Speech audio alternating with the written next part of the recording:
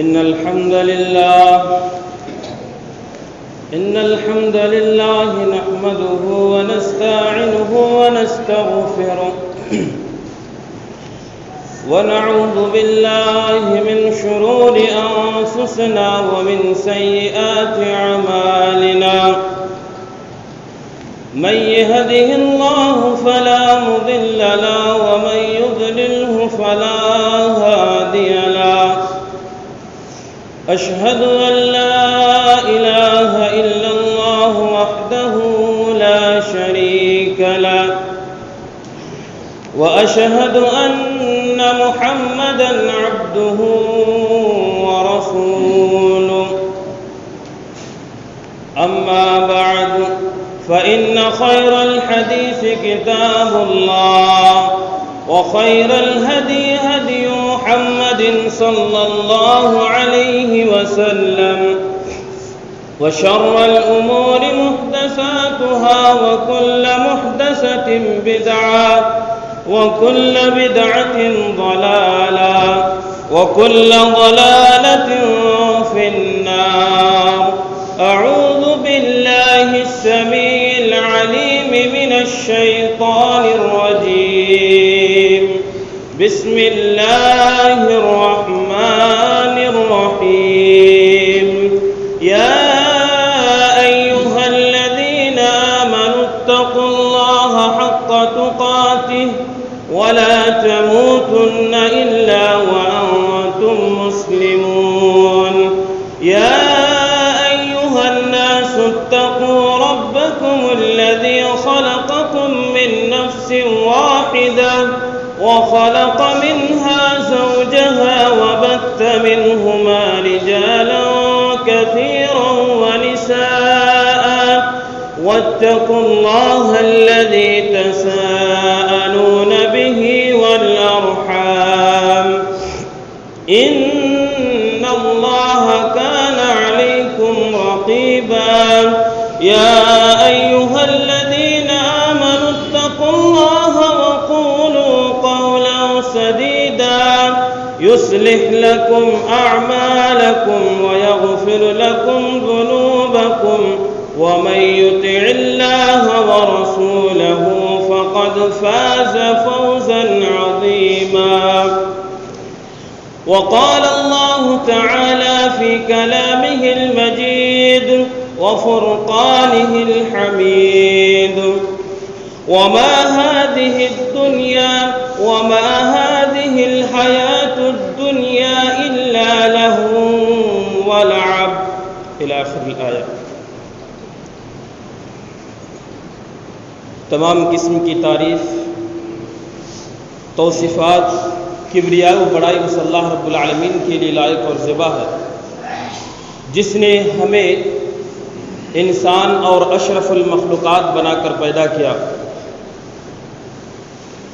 اور ہمیں یوں ہی درندوں کی طرح، جانوروں کی طرح ہمیں پیدا کر کے نہیں چھوڑ دیا، بلکہ اللہ رب العالمین نے ہماری رشد و ہدایت کے لیے، ہمیں سیدھا راستہ دکھانے کے لیے، جنت کا راستہ دکھانے کے لیے رب العالمین نے کم و بیش 1,24,000 پیغمبر علیہم السلام کو بھیجے اور دنیا میں نازل کیے تاکہ لوگوں کو سیدھا راستہ، جنت کا راستہ دکھائے. اللہم صلی علی محمد وعلی آل محمد کما صلیت علی ابراہیم وعلی آل ابراہیم انک حمید مجید. اللہم بارک علی محمد وعلی آل محمد کما بارکت علی ابراہیم وعلی آل ابراہیم انک حمید مجید. برادران اسلام، حاضرین جمعہ، نوجوانان ملت اسلامیہ، حاضرین، اللہ رب العالمین نے ہمیں پیدا کیا اور یہ وسیع و عریض زمین، اتنا پھیلا ہوا زمین، سروں کے سائے کے لیے اللہ رب العالمین نے آسمان بنایا، انسان کے کھانے پینے کے لیے تمام بندوبست کیے.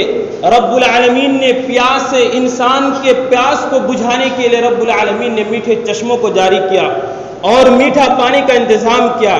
یہ تمام کی تمام چیزیں اللہ رب العالمین نے کیوں کیا؟ اگر اس مقصد کے لیے اگر آپ تلاشیں گے قرآن کریم کو آپ ٹٹولیں گے، قرآن کریم کا مطالعہ کریں گے، تو صرف اور صرف اسی لیے اللہ رب العالمین نے ہمارے لیے ان تمام چیزوں کو میسر اور تمام چیزوں کو مہیا اسی لیے کیا کہ انسان اللہ رب العالمین کی عبادت کرے، اسی کی بندگی کرے اور اپنی پوری زندگی اللہ رب العالمین کے لیے وقف کر دے۔ صرف اور صرف انہی تمام چیزوں کے لیے اللہ رب العالمین ان تمام چیزوں کو جمع کیا اور مہیا اور میسر کیا۔ ناظرین، سامعین کرام، اللہ رب العالمین ہمیں زندگی دی، ہمیں زندگی میں کس طرح سے چلنا ہے، زندگی کا کوئی عطا پتہ نہیں ہمیں۔ جب آپ کسی دکان میں موبائل لینے جائیں گے، جس باکس میں آپ کو نیا موبائل ملتا ہے، اس باکس کے اندر ایک کیٹلاگ یعنی ایک گائیڈ لائن آپ کو دیا جاتا ہے کہ آپ کو موبائل اس طریقے سے آپ کو یوز کرنا ہے، اس طریقے سے آپ کو چلانا ہے۔ کوئی بھی سامان جس کے بارے آپ کو معلوم نہیں ہے، وہ سامان جب بھی لینے جاتے ہیں اس کے اندر ایک کتاب ملتی ہے، ایک چھوٹی سی کتاب ملتی ہے، اس کے اندر تمام وہ چیزیں دی ہوتی ہے جس طرح سے آپ کو سامان استعمال کرنا ہے، وہ تمام چیزیں، وہ تمام ہدایت اس پر موجود رہتی ہے۔ اسی طرح سے اللہ رب العالمین نے ہمیں اپنی زندگی گزارنے کے لیے کس موڑ پر زندگی میں کب پریشانی آئیں گی، کب کیا آئے گا، کس طرح سے ہم حالات کا سامنا کریں گے، ان تمام چیزوں کے لیے اللہ رب العالمین نے ہمارے لیے قرآن کریم نازل کیا تاکہ ہم قرآن کریم کو اپنا سامنا، اپنا ماڈل بنائیں، اپنا اسوہ بنائیں کہ ہم قرآن کریم کو سامنے رکھ کر کے اپنی زندگی کو آگے لے کے چلیں۔ کیونکہ جب ہم مصیبتوں کا سامنا کریں گے، پریشانیاں ہمارے سامنے آئیں گی، تو ہم کس طرح سے ہم فیصلہ کریں گے، کس طرف ہم جائیں گے۔ اسی لیے اللہ رب العالمین نے قرآن کریم کو نازل کیا تاکہ ہم اس کے طور طریقے سے قرآن کریم کے ہدایت کی روشنی میں ہم اپنی زندگی کو گزاریں۔ سامعین کرام، میں نے قرآن کریم کی ایک آیت تلاوت کی ہے، آیت کا ٹکڑا تلاوت کیا ہے میں اسی کو سامنے رکھ کر کے میں کچھ باتیں عرض کرنے کی کوشش کروں گا۔ رب العالمین مجھے سچ بات کہنے اور کتاب و سنت کی روشنی میں کچھ کہنے کی توفیق عطا فرما، پھر اس پر ہم تمام کو عمل کرنے کی توفیق عطا فرما، آمین۔ سامعین اکرام، اللہ رب العالمین ہمیں دنیا میں بھیجا، ہمارے لیے تمام چیزیں مہیا اور میسر کر دی۔ اب ہم اپنی زندگی کو کس انداز میں گزار رہے ہیں، کیا کر رہے ہیں، صبح سے لے کر کے شام تک، صبح سے لے کے شام تک ہمارا اٹھنا بیٹھنا چلنا پھرنا کیا ہے، کس طور طریقے سے ہم اپنی زندگی کو گزار رہے ہیں۔ کیا ہمیں کل قیامت کے دن اللہ رب العالمین کے سامنے کھڑے ہو کر جواب دہ نہیں ہونا ہوگا؟ کیا ہم ان تمام چیزوں سے غافل ہیں؟ جبکہ سال کے 52 خطبوں میں، ایک سال میں 52 خطبے ہوتے ہیں، 52 خطبوں میں ہر ممبر پر چڑھے ہوئے ہر خطیب یہی کہتا ہے کہ آپ کو قیامت کے دن اللہ رب العالمین کے سامنے کھڑا ہونا ہے اور اپنی پوری زندگی کا جواب دہ ہونا ہے۔ لیکن پھر بھی ہم کیوں اپنی زندگی سے غافل، اپنے آخرت سے غافل کیوں ہیں؟ جبکہ ہمیں پتا بھی ہے کہ اگر ہم نماز نہیں پڑھیں گے، اگر ہم شرابوں میں ملوث رہیں گے، اپنے آپ کو دینی طور طریقے سے نہیں گزاریں گے، تو اللہ رب العالمین ہمیں جہنم میں جھونک دے گا۔ لیکن پھر بھی ہم کیوں غفلت کا شکار ہوتے چلے جا رہے ہیں؟ سامعین، آج ہم اسلام کو مذاق بنا لیے ہیں۔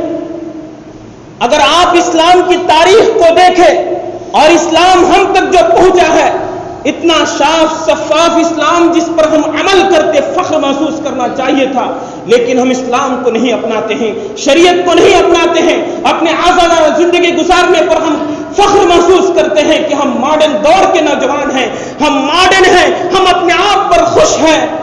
میرے سامعین، میرے بھائیوں، اگر آپ اسلام کی تاریخ اور اتہاس کو اٹھا کر دیکھ لیں تو آپ کے آنسو سے ہمیشہ آپ کے آنکھ سے آنسو بہتا رہے گا، آپ کبھی بھی آپ خوش نظر نہیں آئیں گے۔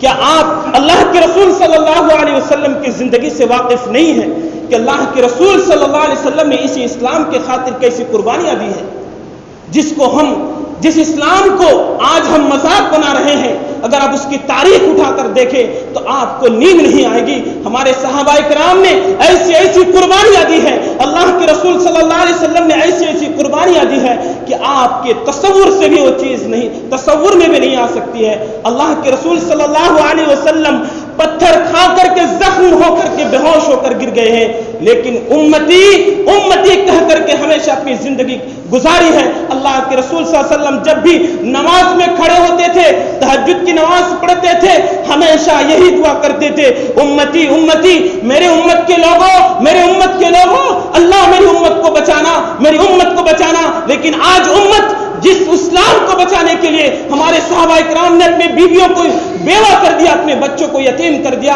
اپنے بال بچوں کی زندگی کو چھوڑ کر کے الہ کلمت اللہ کے لیے، اللہ رب العالمین کی وحدانیت کے لیے، اللہ رب العالمین کی دین کے خاطر جو جہاد کے لیے نکل پڑے اپنے اسلام کو بچانے کے لیے، وہی مسلمان آج بیڑیوں میں پھونک کر کے اسلام کا مذاق بناتا ہے، وہی مسلمان کھیڑیوں میں رگڑ کر کے اپنے اسلام کو برباد کرتا ہے۔ یہ مذاق نہیں تو اسلام کے ساتھ اور کیا ہے؟ جنہوں نے اپنے بچوں کو یتیم کیا، جنہوں نے اپنے بیویوں کو بیوہ کیا، جنہوں نے اپنی قربانیاں دے دی، جنہوں نے اپنے دم دولت کو لٹا کر کے اسلام کو پہنچایا ہم تک، اور اس اسلام کو ہم اس طرح سے مذاق بنائے، یہ ہمارے لیے کس طرح سے شعبہ دیتا ہے؟ کس طرح سے یہ ہمارے لیے جائز ہوگا؟ کون سا منہ ہم اور کون سا چہرہ اللہ کے رسول صلی اللہ علیہ وسلم کے سامنے لے جائیں گے؟ سامعین، کبھی ہم نے غور کیا کہ صحابہ اکرام کی زندگی کتنی تکلیف بھری زندگی تھی؟ آج تو ہم 2 وقت کا کھانا کھاتے ہیں، چین کی نیند سوتے ہیں، لیکن صحابہ اکرام کھانے کے لیے ترس جاتے تھے، مہینہ بھر گھر میں چولہے میں ہانڈیاں نہیں چڑھتی تھی۔ اب تو اللہ کے رسول کی زندگی دیکھے، ایک مہینہ تک اللہ کے رسول صلی اللہ علیہ وسلم کے گھر میں چولہے پر ہانڈیاں نہیں چڑھتی تھی، کس طرح سے زندگی گزارتے تھے؟ پیٹ میں پتھر باندھے ہوئے۔ ایک دن کا واقعہ ہے کہ حضرت ابوبکر صدیق راستے میں نکلے بھوک کے مارے، پیٹ میں پتھر باندھا ہوا ہے، بھوک کے مارے راستے میں نکل پڑے کہیں سے کچھ کھانا مل جائے۔ آگے چلتے دیکھتے کہ عمر بھی گھر سے باہر نکلا ہوا ہے۔ عمر کو پوچھتے کہ عمر کیا ماجرا ہے؟ کہتے کہ ابوبکر بھوک کی شدت کی وجہ سے چلا نہیں جا رہا ہے، جس کے خاطر میں پیٹ میں پتھر باندھا ہوا ہوں۔ اپنا آستین، اپنا کپڑا اٹھا کر دکھاتے پیٹ کے اندر پتھر باندھا ہوا ہے۔ حضرت ابوبکر بھی اپنا پتھر دکھاتے کہ عمر میں بھی بھوک کے خاطر میں نکل پڑا ہوں راستے میں کہ کہیں سے کچھ کھانا مل جائے۔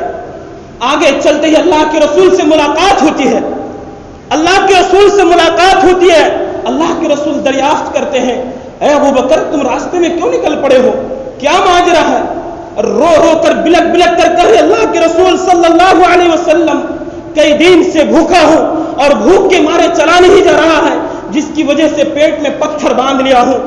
حضرت عمر بھی وہی جواب دیتے ہیں کہ میں بھوک کی وجہ سے میں پیٹ میں پتھر باندھ لیا ہوں۔ اللہ کے رسول صلی اللہ علیہ وسلم کیا جواب دیتے ہیں کہ عمر، ابوبکر تم نے ایک پتھر باندھے اپنے پیٹ میں، یہ دیکھو چادر ہٹا کر اللہ کے رسول دکھاتے ہیں کہ اللہ کے رسول کے پیٹ میں 2 پتھر باندھے ہوئے ہیں۔ سامعین، یہ سب ہمارے جو زندگی ہے، جو ہم اپنی زندگی میں خوش ہیں، 2 وقت کی روٹیاں کھا رہے ہیں اور اسلام کا مذاق بناتے ہیں، اپنے دکانوں میں بیٹھ کر کے، اڈے خانوں میں بیٹھ کر کے ہم بیڑیوں میں اور تمباکو میں، پان سگریٹ میں ہم اسلام کو پھونک دیتے ہیں۔ آپ نے کبھی غور کیا کہ یہ اسلام ہم تک پہنچا تو کس انداز میں پہنچا ہے؟ وہ غار کا واقعہ لے لیجئے، جب ابوبکر صدیق رضی اللہ تعالی عنہ ہجرت کے موقع پر اللہ کے رسول صلی اللہ علیہ وسلم کے ساتھ نکلے، سفر میں ساتھی بن کر کے، سفر میں کچھ نہ ہو جائے اللہ کے رسول کو، جب غار میں چھپے تو غار کے اندر پورا کچڑا تھا، کیڑا مکوڑا کا یہ گھر تھا۔ اللہ کے رسول صلی اللہ علیہ وسلم بولے کہ میں پہلے گھستا ہوں، تو ابوبکر روک دیے کہ اللہ کے رسول نہیں، میں پہلے داخل ہوتا ہوں تاکہ جو بھی کچھ ہے میں اس کو بند کر دوں۔ سوراخ تھے، سانپ کے سوراخ تھے، ان کے پاس جو بھی کپڑا جو بھی کچھ تھا اس کو پھاڑ کر کے سوراخ میں ڈال دیے۔ 1 سوراخ بچ گیا یا 2 سوراخ بچ گئے، جس میں حضرت ابوبکر صدیق ہاتھ رکھ کر کے ان دونوں سوراخ کو بند کر کے اللہ کے رسول کو آواز دیتے ہیں کہ اللہ کے رسول آپ اندر آ جائیے۔ اللہ کے رسول اندر تشریف لے جاتے ہیں۔ تھکان کی وجہ سے اللہ کے رسول غار کے اندر جانے کے بعد ہی حضرت ابوبکر صدیق کے ران پر سر رکھ کر سو جاتے ہیں۔ حضرت ابوبکر صدیق دونوں ہاتھ میں سوراخ بند کیے ہوئے ہیں، اسی دوران زہریلا سانپ اس کو ڈس لیتا ہے اور اس کی درد اور تکلیف اتنی ہوتی ہے کہ منہ سے آواز نہیں نکلتا، لیکن دل پھٹ کر کے آنکھ سے آنسو نکلتے ہیں۔ اور اللہ کے رسول صلی اللہ علیہ وسلم کے جسم مبارک میں وہ آنسو گرتے ہیں. اللہ کے رسول صلی اللہ علیہ وسلم کی آنکھ اچانک کھلتی ہے. ابو بکر کیا ہوا, کیوں رو رہے ہو؟ اللہ کے رسول زہریلا سانپ کاٹ چکا ہے, زہریلا سانپ کاٹ لیا ہے. جس سوراخ کو میں اپنے ہاتھوں سے روک کے رکھا تھا اس کی وجہ سے میں درد زہر کے تکلیف کی وجہ سے میں رو رہا ہوں.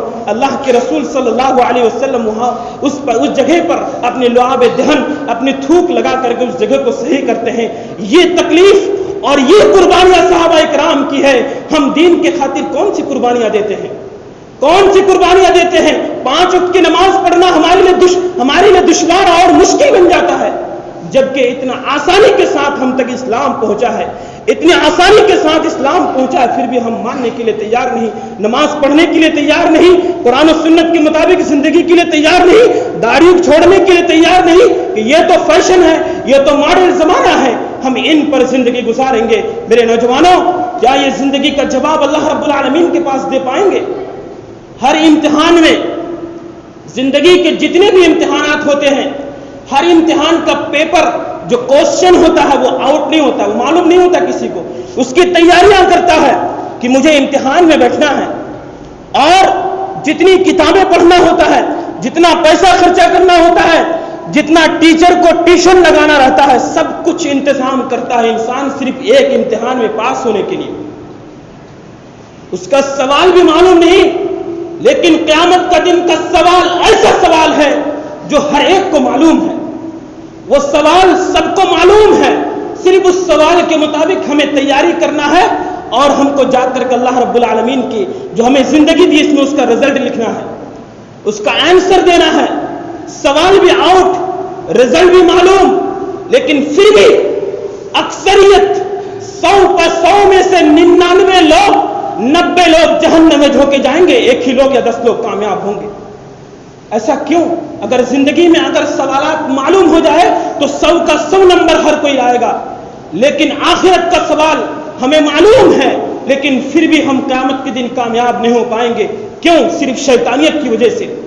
اپنے اندر جو شیطان کو گھسا کر رکھے ہیں, جس شیطان کی وجہ سے ہم ہر کام کرتے ہیں, اسی وجہ سے ہم کل قیامت کے دن ناکام ہو جائیں گے. اللہ کے رسول صلی اللہ علیہ وسلم نے ارشاد فرمایا کہ قیامت کے روز ہر ابن آدم سے 5 سوالات کیے جائیں گے, اور جب تک وہ 5 سوال کا جواب نہیں دے دے گا اس کا قدم نہیں ہلے گا. 5 سوال کا جواب جب تک نہیں دے گا تب تک قدم نہیں ہلے گا. آپ کٹ گھرے میں دیکھے ہوں گے, جب تک مجرم سے سوال کا جواب نہیں لیا جاتا ہے تب تک وہ کٹ گھرے سے باہر نہیں نکل پاتا ہے. اسی طرح سے قیامت کا منظر ہوگا کہ جب تک آپ 5 سوال کا جواب نہیں دے دیں گے, یہ بات اچھی طرح سے سمجھ لیں کہ 5 سوال بس آئے گئے نہیں, امتحان کا پیپر نہیں کہ سوال کا جواب آیا, جواب لکھا نہیں تو پیپر جمع کر کے چل دیے, ایسا نہیں ہوگا. جب تک آپ جواب نہیں دیں گے تب تک آپ کے قدم نہیں ڈگمگائیں گے, نہیں ہل پائیں گے, جمع دیا جائے گا آپ کے قدم کو. پہلا سوال ان عمرہ, آپ کی زندگی کے تعلق سے پوچھا جائے گا. 60 سال 70 سال کی جو زندگی ہے, اس زندگی میں آپ نے کیا کیے کیا نہیں کیے, یہ پورا آپ کو جواب دینا پڑے گا. ان عمرہ فیما افناہ, آپ جو زندگی پائے تھے کہاں گزارے تھے؟ موبائل کی اسکرین میں پورا دن گزارے تھے, گیم کھیل کر کے پوری زندگی گزارے تھے, یا اڈا خانے میں بیٹھ کر کے یا مصلی میں آ کر گڑ گڑا کر کے نماز پڑھتے تھے, اللہ سے توبہ و تحلیل کرتے تھے. ان عمرہ فیما افناہ, اپنی زندگی جو پائے تھے 60 سال 70 سال کی زندگی, اس کو کہاں ختم کیے؟ یہ سوال آپ کو یہ جواب دینا پڑے گا. کہاں ختم کیے تو اس کا جواب دینا پڑے گا کہ میں شراب کی بوتلوں میں, شراب کی گلاسوں میں منہ لگا کر کے زندگی گزارے تھے, میں بیڑیوں میں تمباکو اور پان بیڑی سگریٹ کھا کر کے میں زندگی گزارا تھا, یہ آپ کو جواب دینا پڑے گا. دوسرا سوال ان شبابہ فیما افناہ, آپ فیما ابلاہ, آپ جو جوانی پائے تھے اس جوانی کو کہاں ختم کیے تھے؟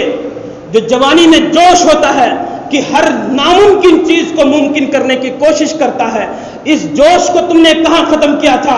کیا تم لڑکی بازی میں اپنے طاقت کو ختم کیے تھے، یا فلم خانوں میں جا کر کے شرابوں کی بوتلوں میں اپنی زندگی ختم کیے تھے، اپنی جوانی کو گنوائے تھے، یا اللہ رب العالمین کی اطاعت اور فرما برداری میں اپنی جوانی کو ختم کیے تھے؟ اس کے بارے میں آپ کو جواب دینا پڑے گا۔ دو سوال ہو گیا، ان عمرہ ان شبابہ۔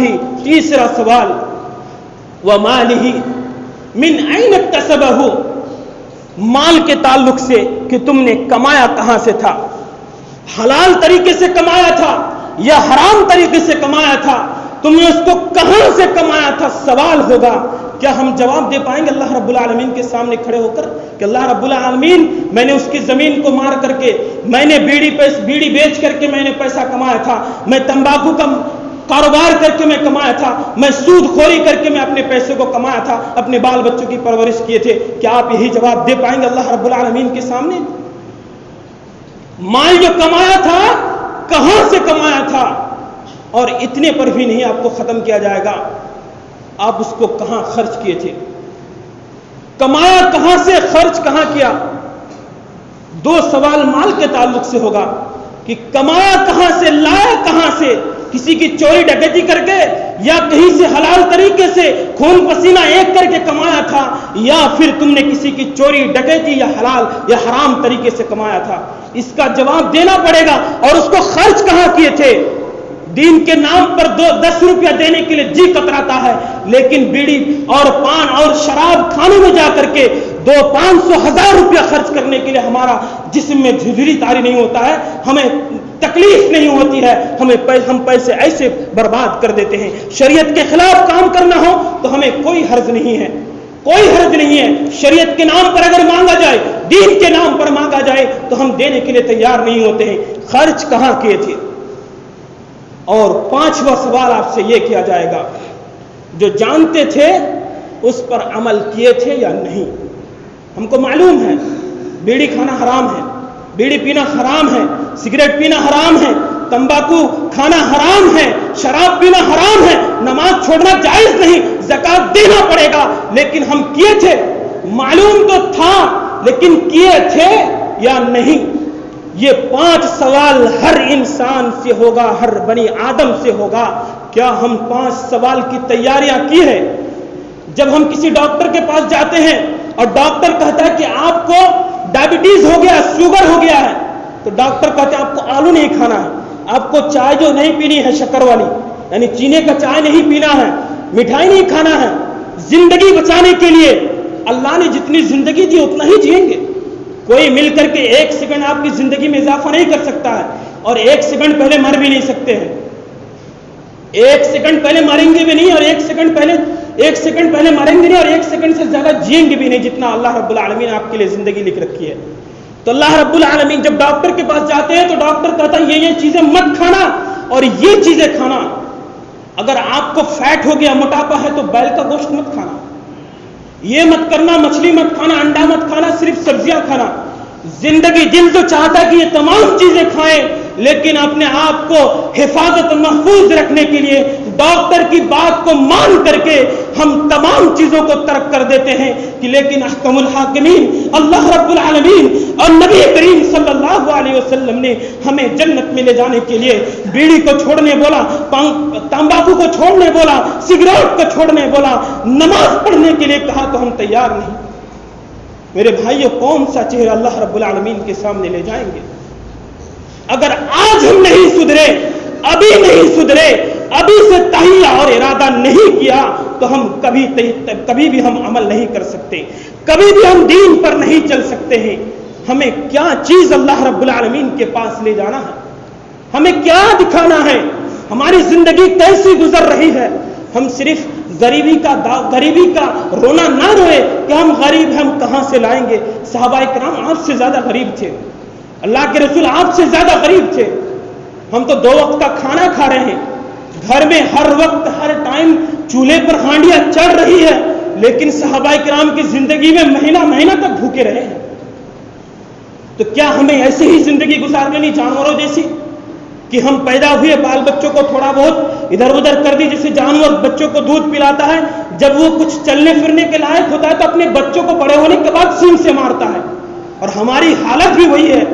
ہم اپنے بچوں کی نہ پرورش کے لیے دھیان دیتے ہیں کہ ہمارے بچے کس روش پر چل رہے ہیں، کس طریقے سے چل رہے ہیں، دین کے راستے میں ہیں یا غیر راستے میں چل کر کے اپنی زندگی کو تباہ و برباد کر دے رہا ہے۔ سامعین، میں انہی تمام باتوں کے ساتھ میں اپنی بات ختم کر رہا ہوں۔